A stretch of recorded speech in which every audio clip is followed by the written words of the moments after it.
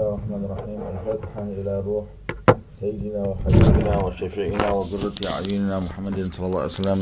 Thumma ila arwah ahli baitihi wa ila arwah azwajihi wa ila arwah ashabihi wa ila arwah dzurriyyati Rasulillah sallallahu alaihi wasallam ajma'in. Thumma ila arwah awliyaillah min masyarikil ardi ila magharibiha.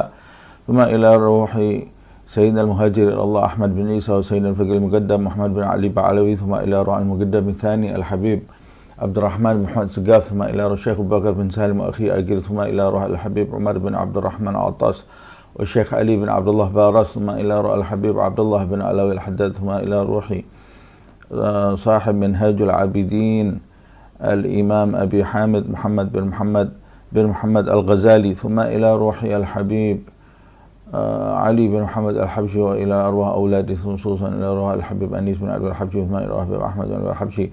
Thumma ila ruhi Al-Habib Abdul Qadir bin Abdurrahman Segaf. Thumma ila Habib Abdul Qadir bin Ahmad Segaf. Thumma ila ruhi Al-Habib Salim wa ila ruhi Al-Habib Hasan abna Al-Habib Abdullah bin Umar Syatiri. Thumma ila ruhi Al-Habib Abdullah bin Muhammad bin Alwi Shihabuddin. Thumma ila ruhi Al-Habib Muhammad bin Salim bin Hafidh wa ila ruhi Al-Habib Ali Mashhur bin Muhammad bin Salim al-Hafidh. Thumma ila ruhi Ali bin Ja'far al-Idris. Thumma ila ruhi Sayyidi al-Walid Muhammad Najib bin Taha bin Abdul Asgaf wa ila ruhi al-Am Ja'far bin Allah bin Hasan Asgaf usulihim wa furu'ihim. Thumma ila arwah ajdadina wa jaddatina amamina ammatina akhwalina khalatina wa ila arwah walidina wa walidikum wa ammatina ammatikum ajma'in. Anna Allah yataghashshahum birrahmah wal maghfirah. Anna Allah yukaththir mathhubatihim mudha'if hasanatihim yahfadna bijahihim wa yanfa'una bihim yu'idu alayna min barakatihim wa asrarihim wa anwarihim wa ulumihim wa nafahatihim fid din wa dunya al-akhirah. Iftah alaina futuhal arifin futuhal mutlaq futuhal mubin. Anna Allah yahfad ashabana yahfad awladana min jami'il fitan wa min jami'il amrad wa min jami'id dhunub wa min jami'il bala' wal waba' wal musibah zahiriha wa batiniha kabiriha wa saghiriha ala hadhihi an-niyyah kulli niyatin salihah wa ala ma nawa aslafuna salihun wa ila hadratin Nabi Muhammad sallallahu alaihi wasallam. Sirrul Fatihah. A'udzu billahi minasyaitonir rajim. Bismillahirrahmanirrahim. Alhamdulillahi alamin. Arrahmanir rahim. Maliki yaumiddin. Iyyaka na'budu wa iyyaka nasta'in. Ihdinas siratal mustaqim. Siratal ladzina an'amta 'alaihim ghairil maghdubi 'alaihim waladdallin. Amin. Bismillahirrahmanirrahim. Alhamdulillahi rabbil alamin. Allahumma shalli wa sallim ala sayyidina Muhammad wa ala ali sayyidina Muhammad. Nawaina ta'allum wa ta'lim wa naf'a wal intifa' والتذكر والتذكير والإفادة والاستفادة والحث على التمسك في كتاب الله وسنة رسول الله صلى الله عليه وسلم وابتغاء مرضاته وثوابه وقربه. Kita lanjutkan bab taubat dalam kitab Minhajul Abidin karya Al-Imam Al-Ghazali rahimahullah. Pada pertemuan yang lalu kita membahas 4 syarat bagi mereka yang ingin bertaubat kepada Allah Subhanahu wa ta'ala. Yang pertama adalah meninggalkan keinginan berbuat dosa, yaitu menimbulkan di dalam hati keinginan untuk meninggalkan perbuatan dosa seumur hidup, perbuatan dosa yang dia lakukan seumur hidupnya. Kalau tidak ada niat itu, maka dia belum disebut bertaubat kepada Allah Subhanahu wa ta'ala. Kemudian yang kedua, meninggalkan taubat yang pernah dia lakukan. Meninggalkan perbuatan dosa yang pernah dia lakukan. Kalau dia meninggalkan sesuatu yang tidak pernah dia lakukan, itu namanya dia bukan bertaubat, tapi dia menjauhi perbuatan dosa, menjauhi perbuatan maksiat. Sedangkan yang dinamakan taubat, rukun keduanya adalah meninggalkan perbuatan dosa yang pernah dia lakukan di masa lampau. Kemudian syarat yang ketiga adalah dia meninggalkan perbuatan dosa itu dalam kondisi dia mampu mengerjakan perbuatan dosa tadi. Dalam kondisi dia mampu mengerjakan perbuatan dosa tadi, kemudian dia meninggalkannya, bukan karena tampilannya saja dia meninggalkan perbuatan dosa, tapi dia bisa melakukan perbuatan dosa itu dan dia meninggalkannya. Kalau cuma sekedar tampilannya, Imam Ghazali memberi contoh, belum tentu dia meninggalkan perbuatan dosa tadi kalau sekedar tampilannya dia tidak melakukan maksiat. Jadi syarat yang ketiga itu, dia tidak melakukan perbuatan maksiat itu dalam kondisi dia mampu melakukan maksiat tadi. Tapi kalau dia tidak melakukan perbuatan maksiat tadi dalam kondisi dia tidak mampu, itu belum bertobat, kata Imam Ghazali. Umpamanya orang yang di masa mudanya suka merampok, kemudian di masa tua dia meninggalkan perbuatan merampok, ini bukan bertobat, kata Imam Ghazali, karena di masa tua dia sudah tidak punya kemampuan lagi untuk merampok. Jadi yang dinamakan rukun ketiga ini dari perbuatan dari taubat, rukun ketiga ini adalah tidak mengerjakan perbuatan maksiat di saat dia mampu melakukan perbuatan maksiat tadi.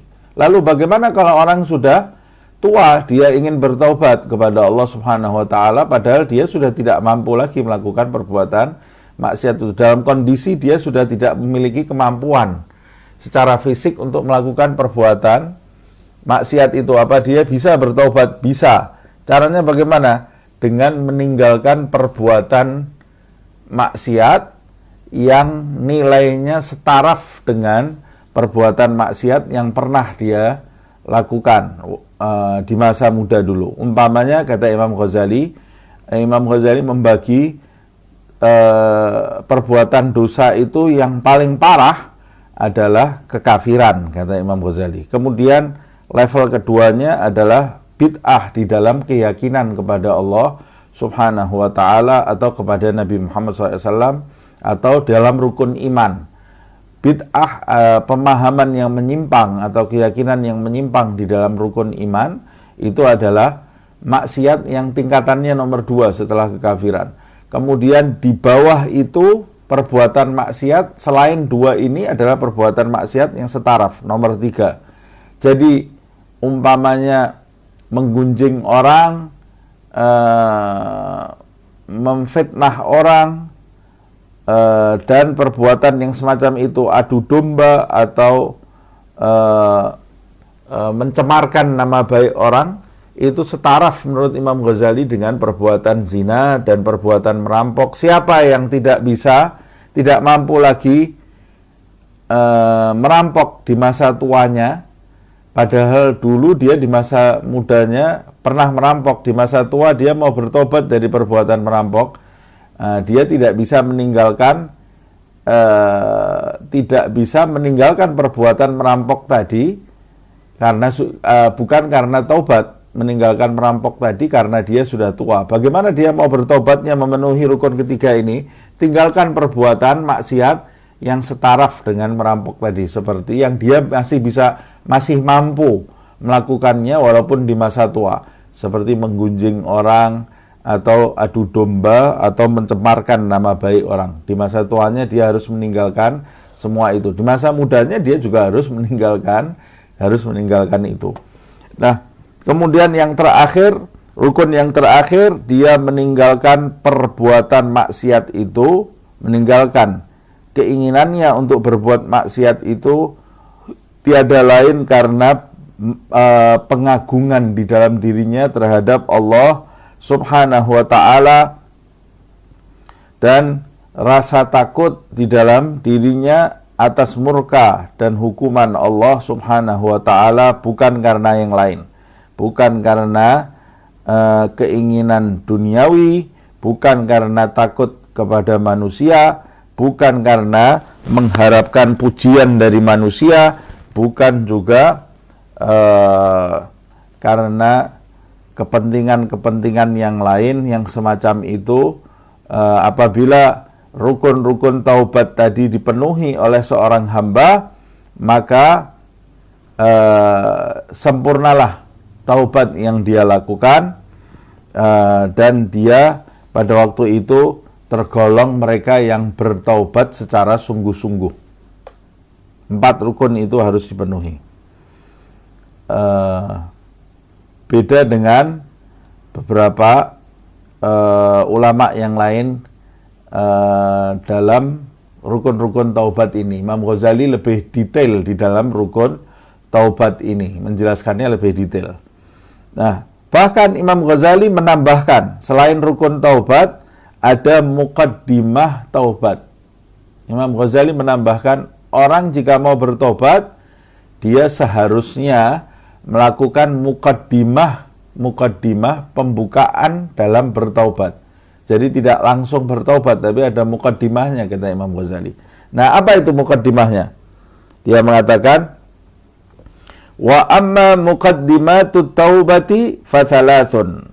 Sedangkan muqaddimah taubat itu ada tiga. Ada tiga muqaddimahnya orang bertaubat.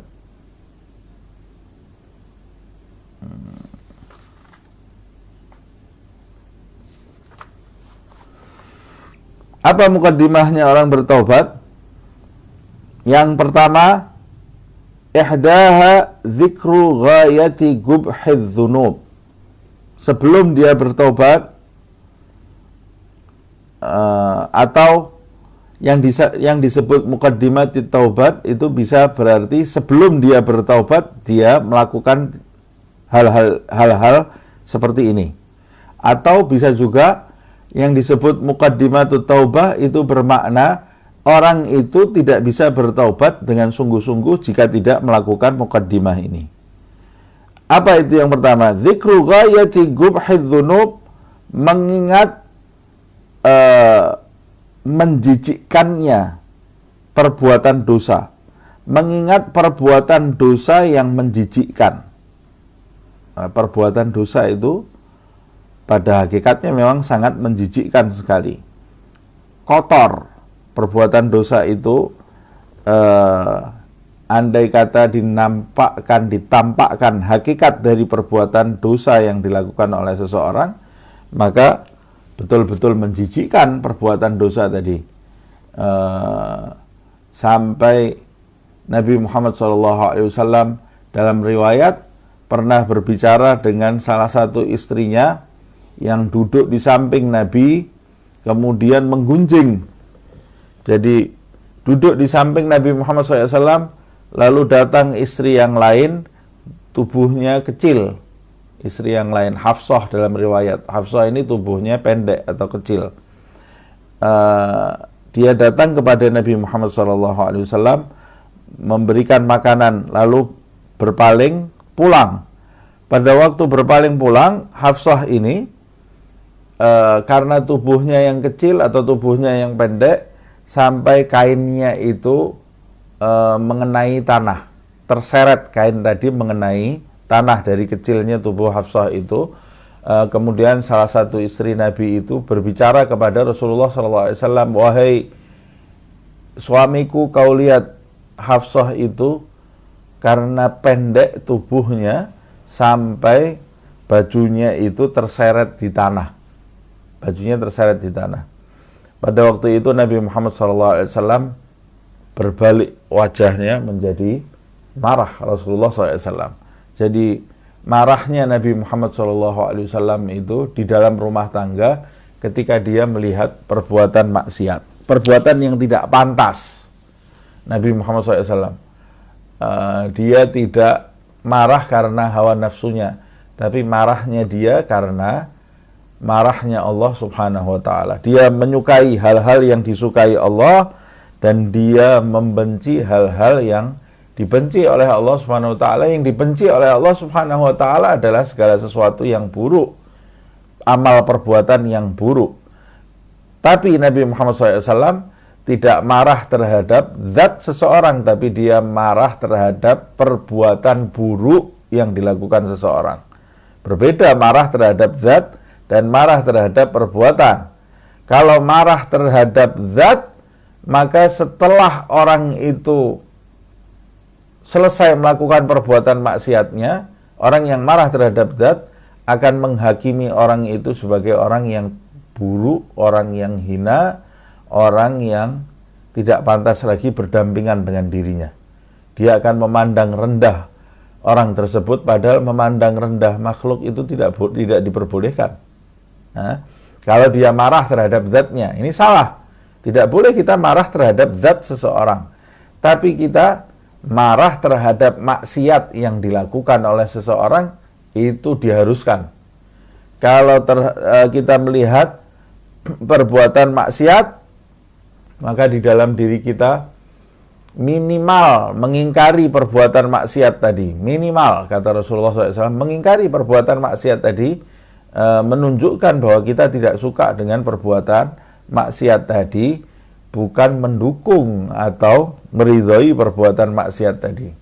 Kalau mendukung atau meridhoi, maka kita tergolong orang yang berbuat maksiat tadi, dalam kelompok orang yang berbuat maksiat tadi. Tapi kalau kita mengingkarinya, marah terhadap perbuatan maksiat tadi, maka kita akan dipisahkan dari kelompok orang yang berbuat maksiat tadi. Nabi Muhammad SAW seperti itu. Di rumahnya dia marah jika terjadi perbuatan yang tidak diridhoi oleh Allah Subhanahu wa taala. Dia tidak marah ketika haknya diambil oleh istrinya umpamanya, atau diambil oleh kerabatnya. Dia tidak marah. Umpamanya hari ini tidak ada makanan, Nabi Muhammad SAW tidak marah.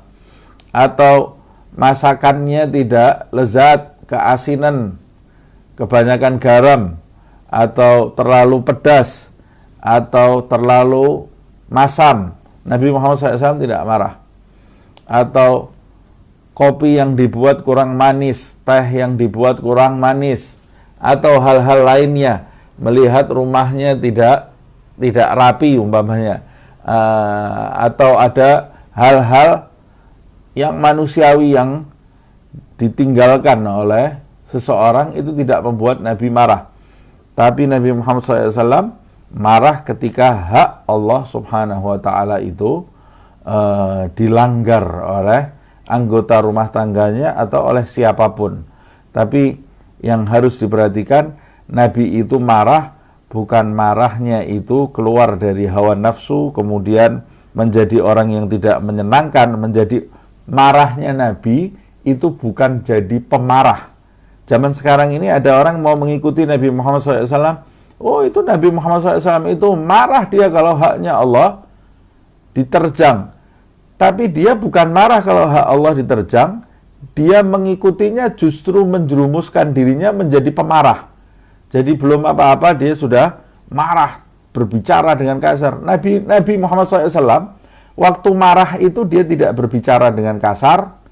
Waktu marah itu Nabi Muhammad SAW tidak bawa alat untuk memukul atau tidak memukul orang atau tidak berteriak-teriak. Nabi Muhammad SAW tidak seperti itu. Marahnya Nabi Muhammad SAW itu hanya diketahui cuma hanya wajahnya Nabi itu berubah. Itu marahnya Nabi Muhammad SAW. Karena Nabi itu bukan pemarah. Tapi kalau yang di zaman sekarang, ada orang pemarah, dia punya sifat pemarah. Jadi di dalam dirinya ada sifat buruk. Ada sifat buruk, pemarah. Kemudian dia merestui sifat pemarahnya tadi dengan menyandarkan kepada Nabi Muhammad SAW. Nabi dulu marah. Nabi bukan pemarah, tapi Nabi marah. Nah, kalau kamu mau mencontoh Nabi Muhammad SAW yang marah terhadap perbuatan mungkar, marah terhadap perbuatan maksiat, contoh juga marahnya Nabi itu seperti apa. Marahnya Nabi Muhammad SAW itu bukan marah yang rendah, sehingga keluar dari mulutnya kata-kata yang buruk, kata-kata yang jorok, enggak. Atau bahkan membawa alat memukul orang, tidak seperti itu Rasulullah SAW. Dalam peperangan, ya itu harus dilakukan oleh Nabi Muhammad SAW. Tapi kalau tidak dalam situasi peperangan, atau tidak dalam situasi menghukum orang dalam pengadilan, Nabi tidak seperti itu. Nah, contohnya ketika marah terhadap istrinya, Rasulullah SAW waktu marah terhadap istrinya karena perbuatan menggunjing salah satu istri yang lain, berubah wajah Nabi Muhammad SAW. Waktu itu dia mengatakan kepada istrinya, kalau kata-katamu tadi, lihat ini menunjukkan perbuatan maksiat dan dosa itu sangat menjijikkan. Nabi mengatakan, andai kata ucapanmu tadi diambil kemudian dilemparkan ke samudera lautan yang luas, maka engkau akan mencium atau melihat samudera lautan yang luas itu baunya jadi busuk seperti bau bangkai. Karena perbuatan menggunjing orang satu kali. Jadi pada hakikatnya memang perbuatan dosa itu menjijikkan, walaupun kadang-kadang tampilannya tampak nikmat. Walaupun kadang-kadang yang melakukan itu merasakan kenikmatan, naudzubillah min dzalik, tapi hakikatnya perbuatan dosa itu menjijikkan. Kata Imam Ghazali di dalam kesempatan yang lain, dia mengatakan perbuatan maksiat itu dipandang oleh orang-orang soleh, orang-orang yang sudah merasakan kenikmatan. Kalau perbuatan maksiat itu menjijikkan, perbuatan amal ibadah itu nikmat, amal ibadah itu lezat, nikmat. Nah, tapi orang yang terkena penyakit tidak bisa merasakan kenikmatan amal ibadah. Dan orang yang setiap hari hidup di sampah, dia bisa-bisa tidak mengetahui bahwa sampah itu menjijikkan. Orang yang di luar sampah, jauh dari sampah, tinggal di tempat yang bersih, dia bisa jijik melihat sampah tadi. Tapi orang yang setiap hari bergumul dengan sampah, dia tidak tahu kalau dia itu berada di tempat yang orang lain memandang itu tempat menjijikkan. Kalau sampah secara fisik, itu manusia masih bisa tinggal di tempat itu. Tapi kalau sampah batiniah, sampah rohaniyah, sampah yang ada di hati, perbuatan dosa, perbuatan maksiat, itu sangat menjijikkan sekali. Berapa banyak orang yang hidup menghindari sampah lahiriah, tapi dia tidak menghindari sampah rohaniyah ini. Berapa banyak orang yang hidup lahiriahnya berada di tempat yang bersih, yang suci tempatnya, dia perhatikan bajunya harus putih, harus rapi semua, dia mandi setiap hari 2 kali, dia gosok badannya dengan sabun, dia cuci wajahnya setiap hari, dia gosok giginya, dia bersihkan terus menerus, dia jaga kebersihan tubuhnya, penampilannya dia jaga, tapi hatinya seperti sampah, tempat sampah yang kotor dan bau. Tidak bergumul fisiknya dengan sampah, dia harus jadi pemungut sampah, dia tinggal di sampah, fisiknya, bajunya kotor, rambutnya acak-acakan karena kondisinya yang sangat minim, tapi hatinya suci, bersih, dan dipandang oleh Allah Subhanahu wa ta'ala. Nah, saya tidak menganjurkan kita kotor, tapi kalau kita memperhatikan penampilan fisik kita, maka kita harus berlipat-lipat di atas itu memperhatikan penampilan batiniah kita. Sebab Allah Subhanahu wa ta'ala tidak mengukur seseorang dari penampilan fisiknya, tapi Allah mengukur, memandang seseorang dari penampilan batiniahnya.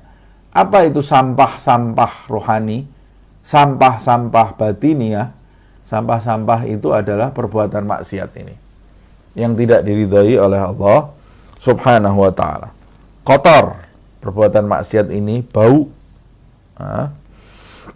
Sampai saya katakan tadi, Imam Ghazali mengumpamakannya, walaupun penampilannya kadang-kadang lezat bagi orang-orang yang tidak paham kalau itu kotor. Diumpamakan oleh Imam Ghazali seperti sirup yang dingin, minuman manis dingin yang disodorkan di musim panas. Orang kalau di musim panas, dia pasti ingin meminum minuman yang dingin, yang segar. Tapi di dalam minuman yang dingin itu, azakallah, saya minta maaf, tapi Imam Ghazali mengatakan di dalam minuman yang dingin itu, di minuman dingin itu sudah dicampur dengan riak seseorang atau ludah seseorang. Dicampur, kemudian diaduk. walaupun tampilannya lezat, kalau orang tahu di dalamnya sudah bercampur dengan riak seseorang, siapa yang mau meminum? Jijik. Kita mengucapkannya saja kadang-kadang merasa jijik kita. Tidak perlu diucapkan itu. Apalagi mencoba diminumnya. Na'udzubillah. Jijik seseorang. Walaupun tampilannya tampak lezat sekali. Tapi orang yang tidak paham, orang yang paham, dia akan jijik terhadap minuman tadi, dan dia sangat jijik ketika melihat orang berebut meminum minuman tadi. Karena dia tahu di dalamnya ada kotoran. Menjijikkan. Tapi orang yang tidak tahu, dia akan berebut. Dia memandang penampilan minuman tadi secara fisik saja, tapi dia tidak tahu dalamnya sudah bercampur dengan hal-hal yang tidak menyenangkan. Diucapkan saja tidak menyenangkan. Nah, itu gambaran maksiat bagi ahli maksiat. Dan gambaran maksiat bagi orang-orang soleh. Gambaran maksiat bagi ahli maksiat, ya dia memandang maksiat itu tidak menjijikan, tapi maksiat itu sesuatu yang menyenangkan. Tapi gambaran bagi orang-orang yang bertaubat, kembali kepada Allah Subhanahu wa Ta'ala dengan taubat yang sebenarnya, dia memandang perbuatan maksiat itu adalah perbuatan yang sangat menjijikkan. Bahkan dalam kesempatan yang lain, Imam Ghazali mengatakan perbuatan maksiat itu bagi orang-orang yang bertaubat kepada Allah Subhanahu wa Ta'ala, mencapai kedudukan tinggi di sisi Allah Subhanahu wa Ta'ala. Perbuatan maksiat itu seperti minuman yang lezat tadi, tapi dia tahu di dalamnya ada racun, sudah dibubuhi oleh racun, dibubuhi dengan racun oleh seseorang.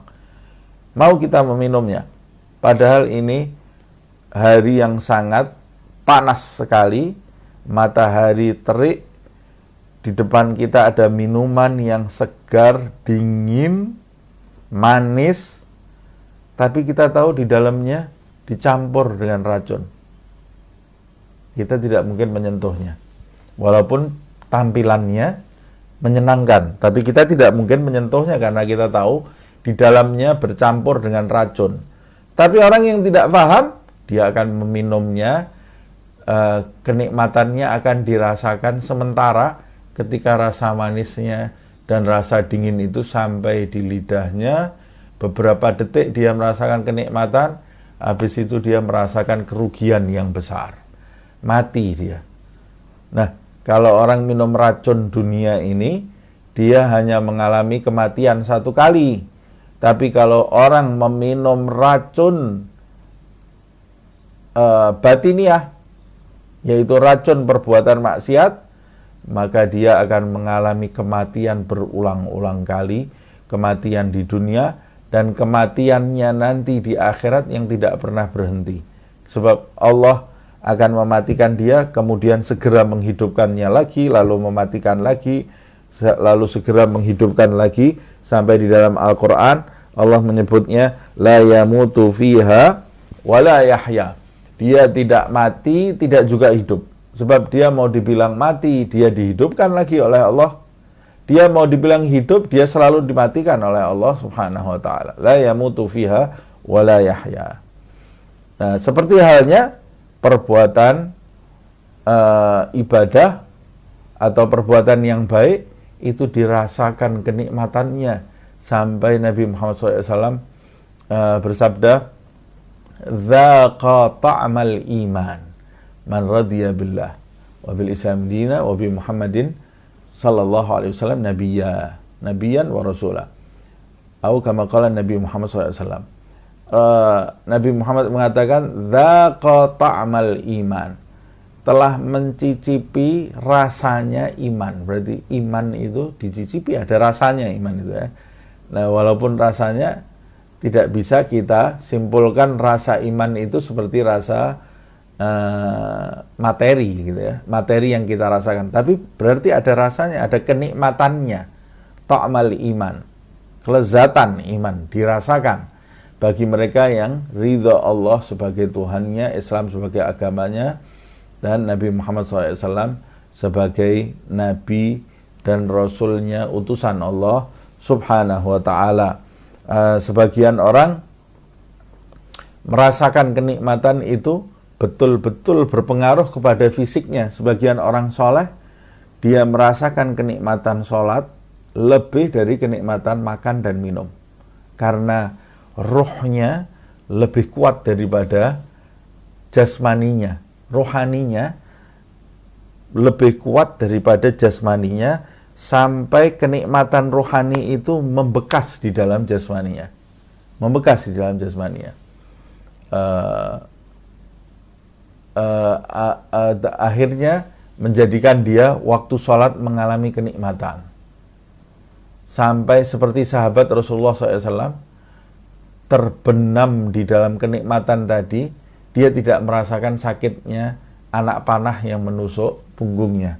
Ada sebagian tabi'in yang harus dioperasi, dipotong kakinya, dia meminta dioperasi itu dilaksanakannya karena tidak ada obat bius seperti sekarang, dilaksanakan operasi itu pada waktu dia sholat, pada waktu dia sujud, dipotong kakinya, dia tidak berasa apa-apa, tidak merasakan apa-apa. Bagaimana bisa demikian? Karena kuatnya roh yang berbekas di dalam jasmaninya, membekas di dalam jasmaninya. Ada sebagian kekasih Allah Subhanahu wa Ta'ala yang jika membaca Al-Quran, dia merasakan manis di lidahnya seperti ketika orang makan madu. Nikmat jadi ketika dia membaca Al-Quran. Subhanallah, kalau maksiat itu rendah, buruk, menjijikkan, kalau perbuatan taat itu sesuatu yang mulia, nikmat, menyenangkan. Nah, bagaimana saya bisa merasakan kenikmatan di dalam taat jika saya belum merasa jijik terhadap perbuatan maksiat atau perbuatan dosa? Saya harus tahu dulu mana tempat yang bersih dan mana tempat yang kotor, mana tempat yang kenikmatan yang hakiki, mana hal-hal buruk atau yang menjijikkan yang hakiki. Saya harus tahu itu. Nah, ini diantara muqaddimah taubat. Nah, orang yang mau bertaubat, dia harus tahu dulu rendahnya atau menjijikkannya perbuatan dosa. Kemudian yang kedua, dzikru syiddati uqubatillahi ta'ala wa alimi sukhtihi wa ghadabihi alladzi la taqata laka bih. Yang kedua adalah mengingat atau merenungkan atau membayangkan pedihnya hukuman Allah Subhanahu wa Ta'ala dan pedihnya murka Allah Subhanahu wa Ta'ala dan amarahnya yang tidak ada satu makhluk pun bisa menanggungnya. Siapa yang bisa menanggung hukuman Allah Subhanahu wa Ta'ala? Na'udzubillah min dzalik. Hukuman dari raja duniawi saja kita tidak mampu menanggungnya. Bagaimana hukuman dari raja segala raja? Bagaimana orang bisa lebih takut terhadap raja dunia daripada raja segala raja, yaitu Allah Subhanahu wa Ta'ala, yang nanti di hari kebangkitan dia akan memproklamirkan secara terang-terangan, limanil mulkul yaum lillahil wahidil qahhar. Milik siapa kerajaan itu sebenarnya saat ini? Kalau sekarang ini dia Allah Subhanahu wa Ta'ala tetap raja dari segala raja, tapi Allah Subhanahu wa Ta'ala membiarkan orang lupa terhadapnya, lupa terhadap kerajaannya, lupa terhadap kedudukannya. Tapi Allah tidak membiarkan begitu saja. Allah membiarkannya sampai batas waktu tertentu, diberi kesempatan untuk kembali mengingatnya, untuk bangun dari kelalaiannya, sadar dari kelalaiannya. Sebab nanti ada masanya Allah Subhanahu wa Ta'ala akan menampakkan kedudukannya, kerajaannya yang hakiki, dan Allah Subhanahu wa Ta'ala akan memberikan kenikmatan kepada orang-orang yang sadar sebelum kejadian itu, dan akan menghukum orang-orang yang lalai terhadapnya sebelum kejadian itu. Nah,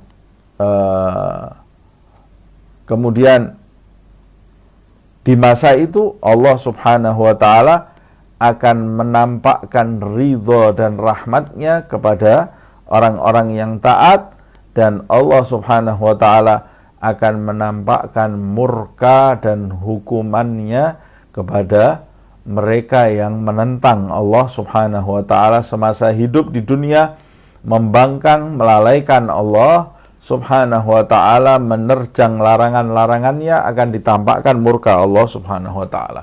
Bahkan di saat itu orang-orang yang soleh pun, para nabi pun ketakutan melihat murka Allah Subhanahu wa ta'ala, padahal dia tidak melakukan perbuatan yang dimurkai Allah. Kok bisa seperti itu? Sama seperti umpamanya kita ketika berada di dalam kelas, kita tahu ada salah satu teman kita yang melakukan perbuatan salah, melanggar peraturan sekolah yang tidak bisa ditolerir lagi umpamanya. Guru itu masuk ke dalam kelas, marah guru tadi. Kita tidak melakukan perbuatan maksiat itu, tapi kita takut melihat guru yang marah tadi.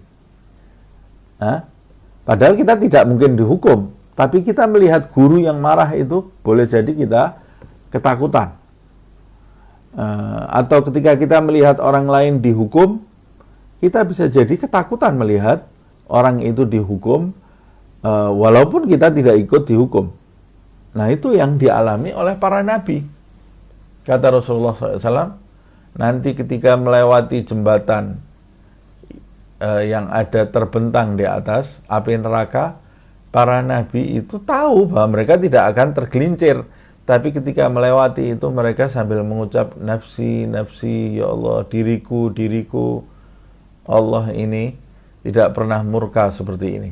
Dalam riwayat yang lain, ketika nabi-nabi dan rasul-rasul yang dimuliakan oleh Allah Subhanahu wa ta'ala itu didatangi oleh sekelompok umat yang memohon syafaat kepada mereka, mereka semua menolak karena mereka takut melihat murka Allah Subhanahu wa ta'ala. Kata mereka, Allah Subhanahu wa ta'ala tidak pernah murka seperti ini sebelumnya. Ya Allah, semoga kita semua diselamatkan dari murka dan hukuman Allah Subhanahu wa ta'ala. Kalau nabi dan rasul saja takut, lalu bagaimana dengan kita yang berlumuran dosa ini? Biasanya orang yang tidak kenal itu malah justru tidak takut. Orang yang tahu kedudukan itu malah justru takut. Makanya Allah menyebutnya di dalam ayat Al-Quran, innama yakhshallaha min ibadihi al-ulama'u. Orang-orang yang takut kepada Allah Subhanahu wa ta'ala dari kalangan hamba-hambanya adalah para ulama. Jadi rasa takut kepada Allah Subhanahu wa ta'ala itu beda dengan rasa takut kepada selain Allah Subhanahu wa ta'ala. Rasa takut kepada Allah Subhanahu wa ta'ala itu justru menjadikan kita mendekat kepada Allah karena ta'zim, pengagungan yang ada di dalam diri seorang hamba. Kemudian mukaddimah yang ketiga, dzikru dha'fika wa qillati hilatika fi dzalika fa inna man la yahtamil harra syamsin wa latmata syurtiyyin wa girsa namlatin kaifa yahtamilu harra nari jahannam, nasallallahu al-afiyah. Kata Imam Ghazali, yang ketiga, mukaddimah taubat itu adalah mengingat-ingat atau merenung lemahnya dirimu dan sedikitnya kesempatanmu dalam hal itu.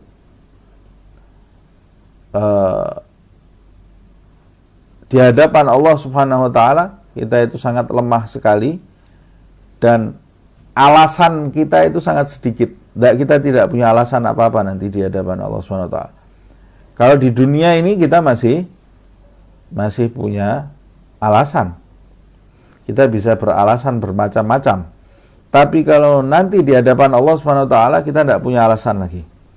Karena semua sudah difahami, diketahui oleh Allah Subhanahu wa taala, dan hujjah-hujjah Allah Subhanahu wa taala itu sangat kuat sekali. Bahkan di antara hujjahnya nanti kulit kita ini dijadikan berbicara oleh Allah Subhanahu wa taala. Kita mau punya kesempatan berdalih dari mana kalau kulit yang menempel di tubuh kita ini nanti juga akan bersaksi untuk kita. Tangan kita juga akan bersaksi untuk kita. Kaki kita juga akan bersaksi untuk kita. Bumi yang kita pijak juga akan menceritakan kejadian yang di atasnya. Dan Allah sendiri tanpa saksi-saksi tadi, Allah sendiri adalah saksi yang terkuat. Karena dia adalah zat yang maha melihat, maha mendengar, maha mengetahui. Lalu di mana lagi kesempatan bagi kita untuk berdalih? Tidak ada kesempatan bagi kita untuk berdalih. Nah, Imam Ghazali mengatakan, fa inna man la yahtamilu harra syamsin, seseorang atau makhluk yang tidak tahan terhadap panasnya matahari, panas sinar matahari. Sinar matahari itu kalau menyorot dengan kuat, bersinar dengan kuat matahari itu di musim panas, kita mencari tempat yang teduh karena kita tidak tahan berlama-lama di bawah terik sinar matahari itu. Siapapun kalau terkena sinar matahari pasti dia tidak tahan dengan lamanya, dengan panasnya terik sinar matahari tadi, pasti dia akan mencari tempat berteduh, mencari ruangan yang sejuk, ruangan yang ber-AC, yang dingin. Kenapa? Ya, karena saya tidak mau terbakar oleh sinar matahari, padahal jaraknya matahari dengan kita ini jauh sekali. Kalau sinarnya saja yang jaraknya jauh itu kita tidak tahan, lalu bagaimana dengan mataharinya? Kalau kita dekat sekali dengan matahari, tidak mungkin tahan kita. Kalau matahari saja kita tidak tahan, bagaimana dengan neraka Allah Subhanahu wa ta'ala? Padahal dalam riwayat Rasulullah mengatakan panas yang ada di dunia ini, seluruh panas yang ada di dunia ini termasuk panasnya matahari, itu hanya satu bagian. Satu bagian. Yang 99 bagian itu ada di dalam neraka Allah Subhanahu wa ta'ala. Yang satu bagian ini saja, setitik dari bagian tadi, seperberapa dari bagian tadi saja kita tidak tahan. Bagaimana kita bisa tahan dengan api neraka Allah Subhanahu wa ta'ala? Nah, timbul rasa takut di dalam diri kita. Dengan cara menghadirkan di dalam diri kita, merenungkan betapa lemahnya kita. Kita ini makhluk yang sangat lemah. Jadi jangan spekulasi, berani berbuat dosa padahal kita ini takut. Kita ini sebetulnya lemah. Tapi kadang-kadang kita ini lalai. Nah, supaya tidak lalai, rajin-rajin melakukan muqaddimah taubat ini. Nanti kamu tidak akan berbuat dosa sama sekali. Kemudian la yahtamil harri syamsin la yahtamil latmata syurtiyyin. Kamu juga tidak mampu menahan tamparan syurti. Syurti itu tentara atau polisi. Tamparan polisi, tentara yang rajin latihan, tangannya besar-besar, kuat tangannya, ditampar kita, ditempeleng kita, tidak tahan kita, sakit, dipukul wajah kita tidak tahan. Terus kata Imam Ghazali, kalau tamparan polisi saja kamu tidak tahan, bagaimana nanti dengan hukuman di akhirat? Jangankan tamparan polisi, kata Imam Ghazali, wagir sonam latin, gigitan semut saja, cubitan semut itu kita tidak kuat. Digigit semut itu kita kesakitan, langsung segera kita pukul semutnya, atau kita sentil semutnya. Kenapa kita pukul semutnya? Karena kita tidak tahan. Kalau semut itu gigit terus, kita tidak tahan, tidak kuat kita. Buktinya kamu merasakan sakit dengan gigitan semut tadi. Buktinya kamu segera menyudahi semut tadi, kamu sentil semut tadi, kamu pukul semut tadi karena kamu tidak mau disakiti oleh semut saja. Kamu tidak mau disakiti oleh semut.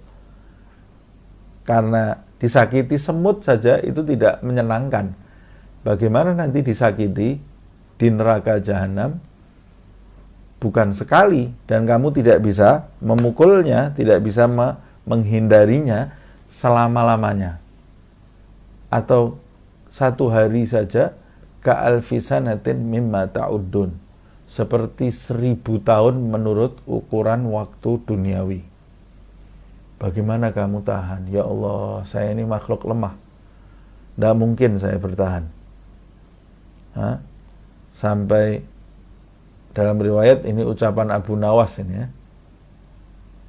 dia mengatakan, Ilahi lastu lil firdausi ahla wala agwa ala naril jahimi.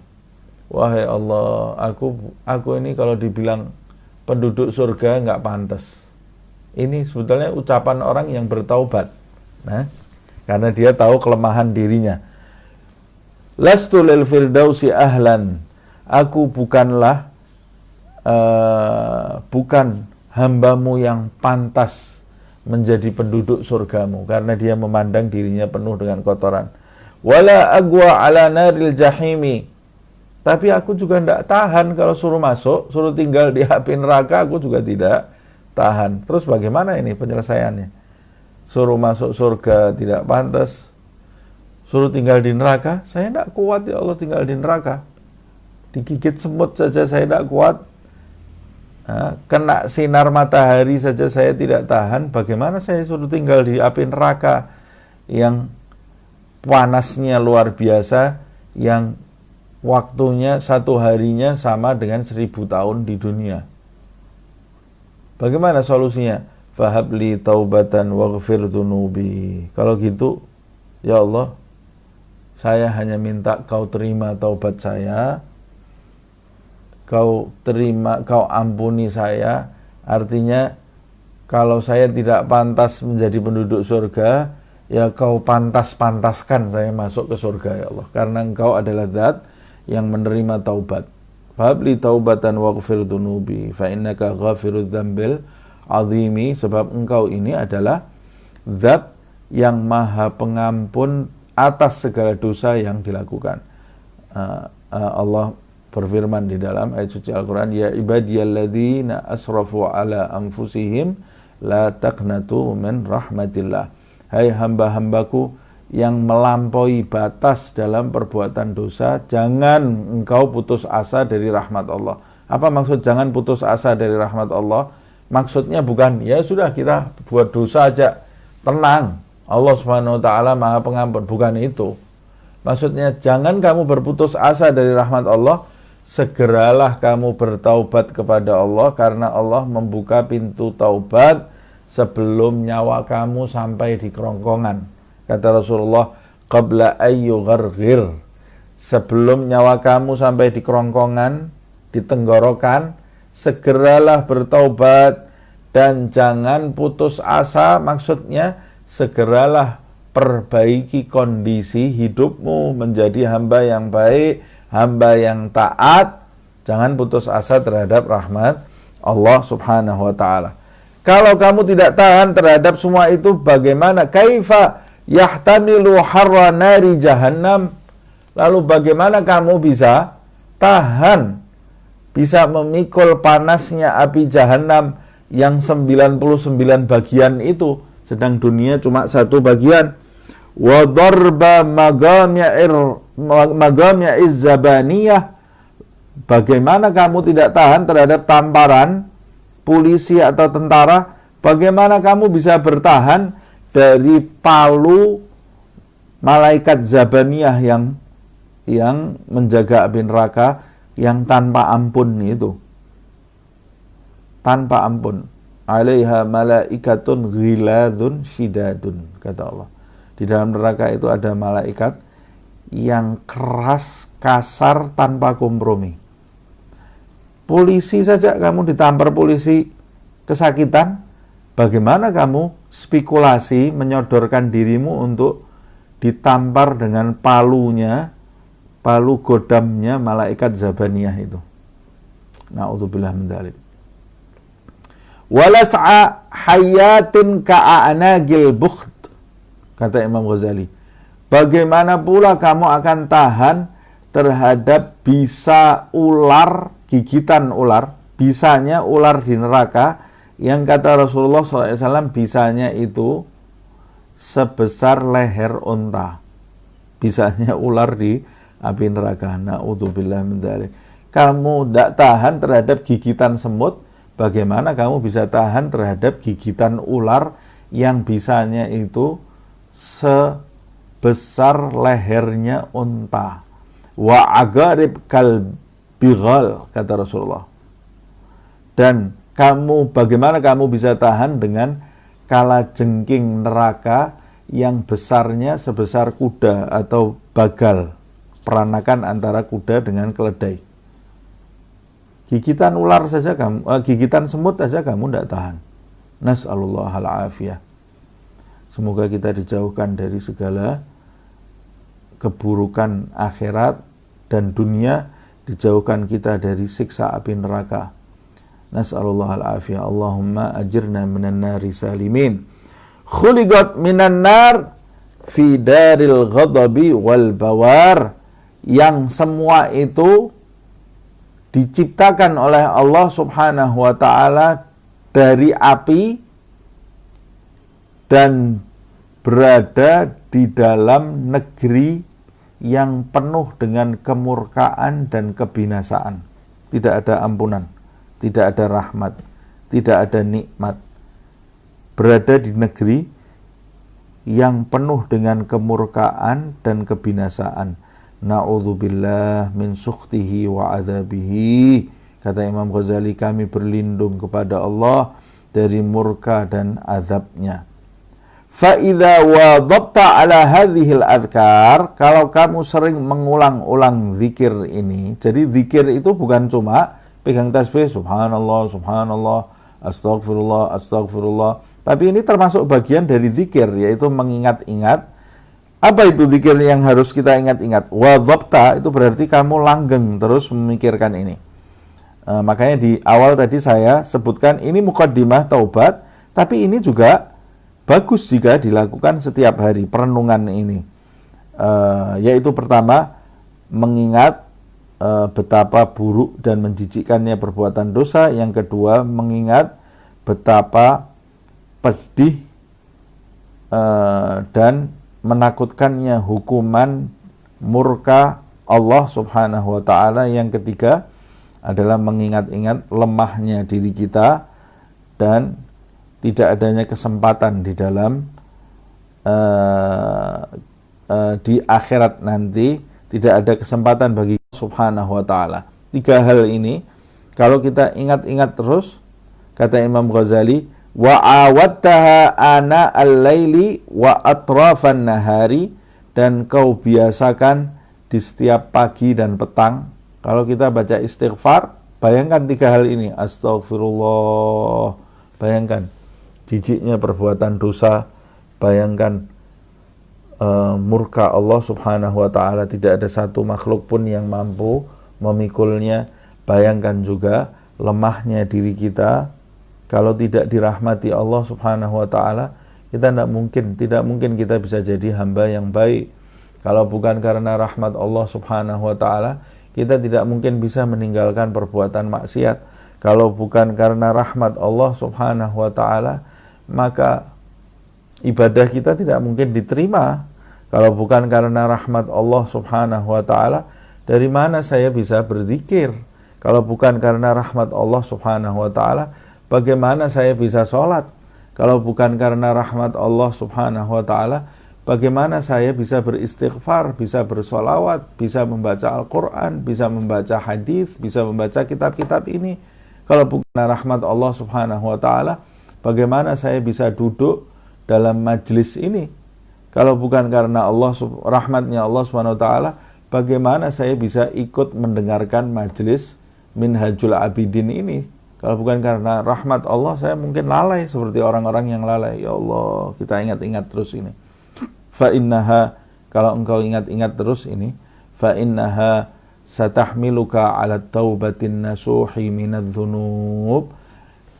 Kalau 3 hal ini terus kamu ulang-ulang setiap pagi dan petang pada keseharianmu, maka kondisi ini akan membawamu kepada kedudukan taubat an-nasuh, taubat yang murni, yang sesungguhnya dari perbuatan dosa. Ini berarti taubatan nasuh ini harus melalui proses. Wallahul muwaffiq bifadlihi. Semoga Allah Subhanahu wa taala dengan karunia-Nya memberikan taufik kepada diri kita. Amin ya rabbal alamin.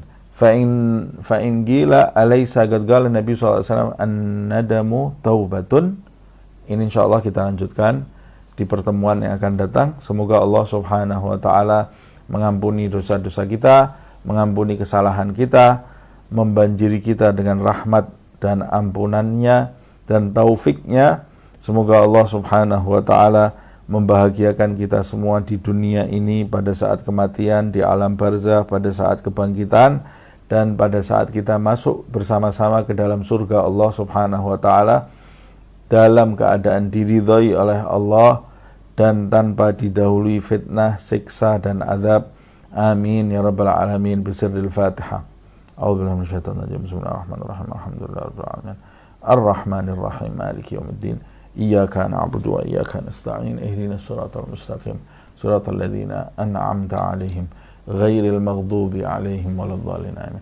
Ya Rabbana a'tarafna bi annana iqtarafna wa annana asrafna 'ala ladha ashrafna fatub 'alaina taubah taghsil li kulli haubah wastur lana al-'awrati wa aminir raw'ati waghfir li walidina rabbi wa mauludina wal ahli wal ikhwani wa sairil khillani wa kulli dhi mahabba aw jiratin aw suhbah wal muslimina ajma' amin. Rabbi isma' fadlan wajudan manna la biktisabin minna bil mustafa rasuli nuhdha bi kulli suli bil mustafa rasuli nuhdha bi kulli suli bil mustafa rasuli nuhdha bi kulli suli صلى وسلم ربي عليه عد الحب وآله والصحب عداد طش الصحب